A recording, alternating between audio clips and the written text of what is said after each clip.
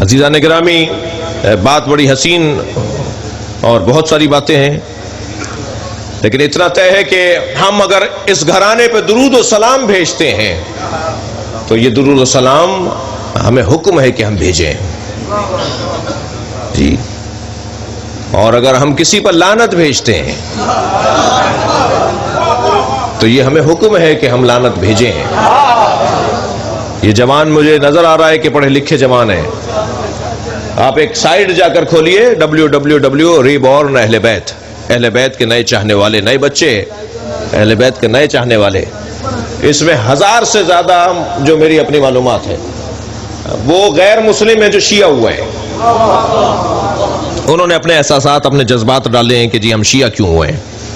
ان میں سے ایک شیعہ نے لکھا، ایک غیر مسلم جو شیعہ ہوا ہے اس نے لکھا کہ میں قرآن کی یہ آیات پڑھ رہا تھا کہ جس میں اللہ کہتا ہے کہ اللہ، رسول اور مومنین لعنت بھیجتے ہیں ظالموں پر، تو میں نے مسلمانوں کے فرقوں کو ڈھونڈنا شروع کیا کہ لعنت کون بھیجتا ہے۔ تو میں جس فرقے کے پاس گیا اس نے کہا جی لعنت نہیں بھیجتے ہم سب کو مانتے ہیں، ہم کسی پہ لعنت نہیں بھیجتے۔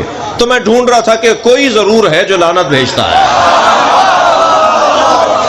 بھائی قرآن کہہ رہا ہے نا کہ مومنین لعنت بھیجتے ہیں کچھ لوگوں پر، تو وہ کون لوگ ہیں جو لعنت بھیجتے ہیں؟ کہنے لگے مجھے ایک فرقہ ملا، ایک گروہ ملا جنہیں شیعہ کہتے ہیں۔ جب ہم نے ان سے پوچھا کہ آپ کے یہاں لعنت بھیجی جاتی ہے، انہوں نے کہا ہمارے یہاں درود بھی بھیجا جاتا ہے، ہمارے یہاں لعنت بھی بھیجا جاتی ہے۔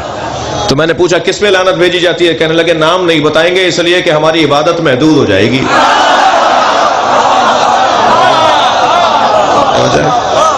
جس نے بھی ظلم کیا ہے، جس نے بھی زیادتی کی ہے، جو بھی ظالم ہے اس پہ اللہ کی لعنت ہے۔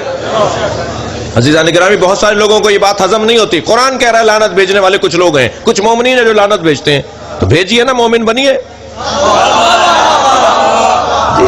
توجہ ہے، میں حرم جا رہا تھا، حرم سے اپنے ہوٹل جا رہا تھا، میں نے ابھی بیان کیا، تو 2 مصری برابر سے گزرے، کہنے لگے یہ شیعہ، یہ ایرانی شیعہ ہے۔ تو میں کیونکہ اسی حلیے میں تھا تو جذبہ حب الوطنی پھڑکنے لگا، میں نے کہا بھائی میں ایرانی تو ہوں نہیں۔ تو میں نے ان کو مڑ کے دیکھا، میں نے کہا جی میں پاکستانی ہوں۔ کہنے لگے پاکستان میں شیعہ رہتے ہیں؟ میں نے کہا پاکستان کے بینکوں کا ریکارڈ اٹھا کے دیکھو گے تو اکثریت میں شیعہ رہتے ہیں۔ سمجھے؟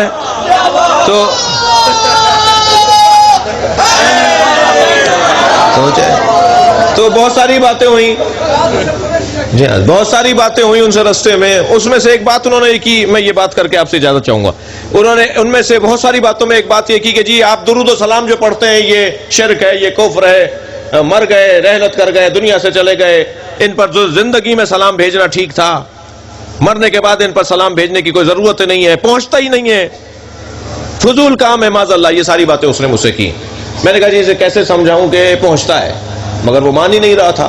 تو میں نے کہا اچھا اتنا بتائیے آپ کے دادا زندہ ہیں؟ کہنے لگے نہیں، ان کا انتقال ہو گیا۔ میں نے کہا آپ کے دادا پہ اللہ کی لعنت ہو۔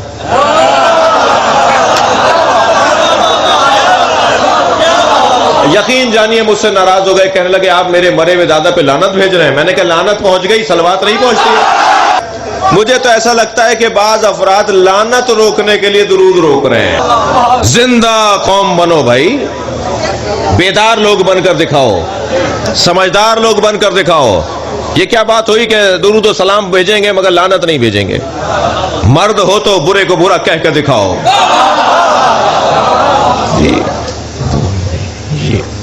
الاسلام الا الحب والبغض، هل الدین الا الحب والبغض؟ دین کا خلاصہ ہی بغض اور حب ہے۔